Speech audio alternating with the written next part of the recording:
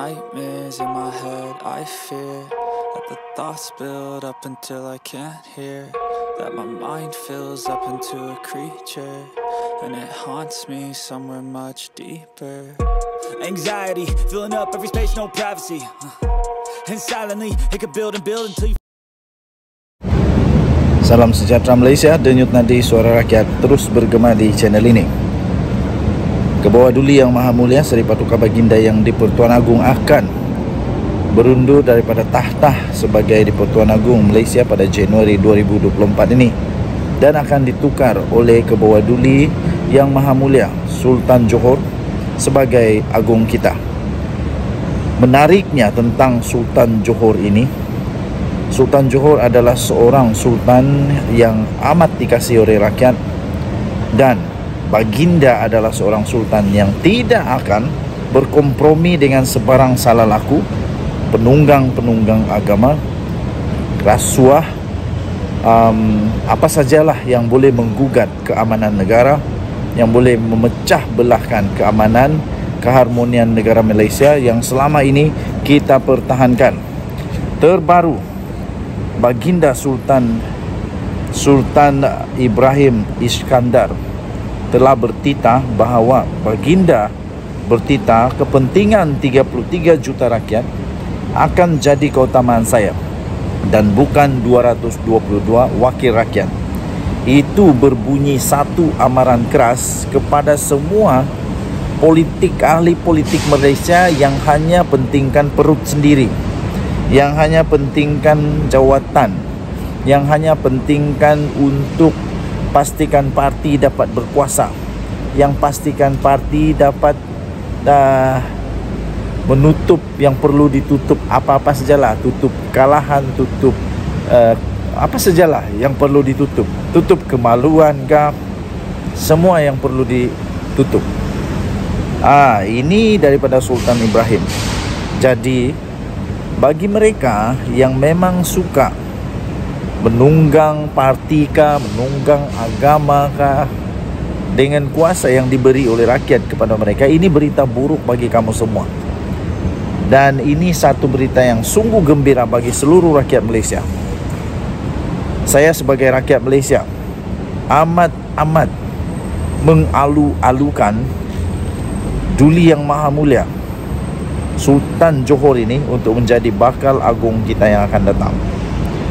Sultan Johor, Sultan Ibrahim Iskandar telah bertitah pelantikan Baginda sebagai yang di-Pertuan Agong yang ke-17 bukanlah satu kenaikan pangkat, tetapi itu adalah satu tambahan lagi tanggungjawab yang memerlukan pengorbanan masa dan tenaga sebagai ketua negara.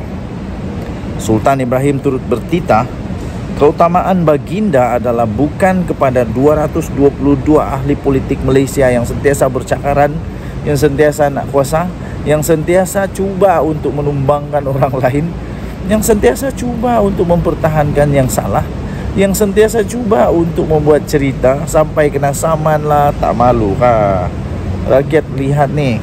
Jadi Sultan Ibrahim bertitah keutamaan kepentingan yang Baginda tekankan ialah bukan kepada 222 MP wakil rakyat Malaysia, tetapi kepada 33 juta rakyat yang akan menjadi kepentingan dan keutamaan Baginda.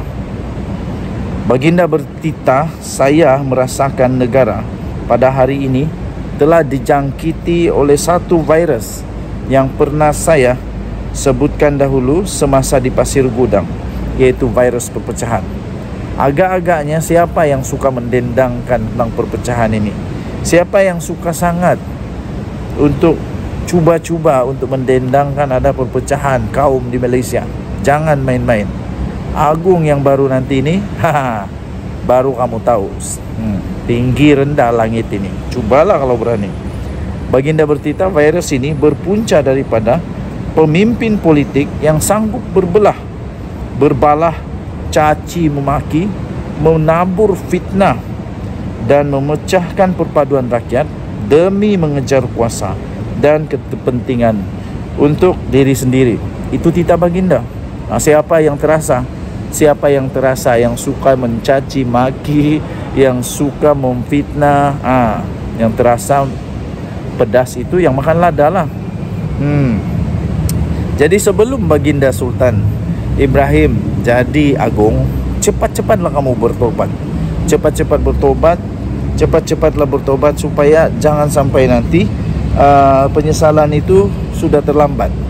Nanti mau bertobat di penjara, nanti mau bertobat sudah didenda, sudah disaman, sudah terlambat.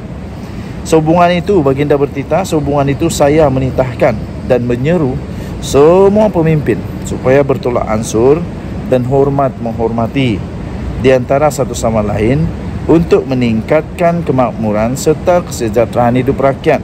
Titah baginda di dalam akaun Facebook rasmi pada hari ini. Saya sangat setuju dengan titah Kebawah Duli Yang Maha Mulia Sultan Johor ini. Titah ucapan Sultan Ibrahim itu adalah bersempena dengan Majlis Istiadat sambutan ulang tahun keputraan baginda yang ke-65 di Dewan Singgasana Istana Besar Johor Bahru hari ini. Sultan Johor, Sultan Ibrahim Iskandar sebelum ini dilaporkan dilantik sebagai Yang di-Pertuan Agong yang ke-17 untuk negara Malaysia. Penyimpan mohor besar Raja-Raja Tan Sri Syed Daniel Syed Ahmad berkata pelantikan selama 5 tahun itu berkuat kuasa pada 31 Januari ini.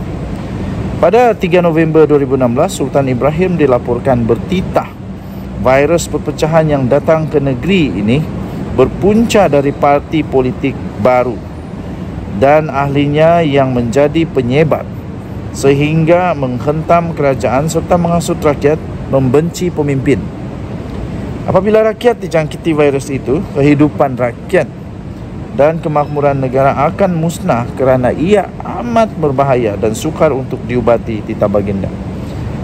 Baginda juga bertitah ingin saya ingatkan mengenai satu penyakit sedang datang ke Johor. Akibat sejenis virus yang amat berbahaya, lebih teruk daripada Zika kerana tiada penawarnya. Virus yang saya maksudkan adalah virus perpecahan, titah baginda pada ketika itu. Sekaranglah kita akan tahu mereka ni memang suka lawan kah titah daripada Raja-Raja Melayu. Bukankah kita perlu menghormati dan menjunjung tinggi kedaulatan Raja-Raja kita ini? Bukankah kita perlu untuk menghormati kedaulatan perlembagaan kita, di mana Raja-Raja Melayu adalah yang patut untuk disanjung dan dihormati, serta titah mereka ini perlu untuk kita menjunjung titah. Jangan sampai nanti cuba untuk nak jadi hero, tapi akhirnya jadi pula pengkhianat, jadi pula penderhaka.